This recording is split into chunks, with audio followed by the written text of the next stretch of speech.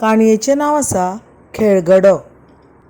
एक ढोल वाजोवपी आनी ताचो भुरगो पयशे जोडपा खातीर तीर्थयात्रेक गेल्ले. ताणें आपलीं वाद्यां वाजोवन लोकांचें मनोरंजन केलें आनी ताच्या वाद्यांचेर लोकांनी खोशी जावन ताका खूब पयशे दिले. दोगूय खुशाल जाले. घरा परततना तांकां रान हुपचें पडलें. त्या रानांत जायते चोर रावताले.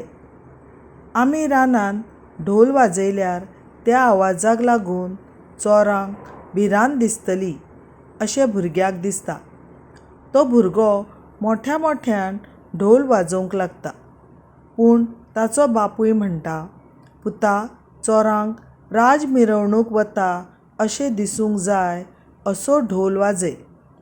पूण तो भुरगो आपल्या बापायच्या सल्ल्या कडेन दुर्लक्ष करता आनी पयलीं सारकोच ढोल वाजोवंक लागता. त्या ढोलाचो आवाज आयकून ही मिरवणूक राजाची न्हय, ते मिरवणुकेंत चड लोक नात हें चोरांक कळटा. चोर दोगांयचेर हल्लो करतात आनी लुटतात. बापायक खूब राग येता. तो म्हणटा, पळय, तुवें म्हजें आयकून घेतिल्लें जाल्यार अशें जावचें नासलें. भुरगो लजेन तकली सकयल घालता.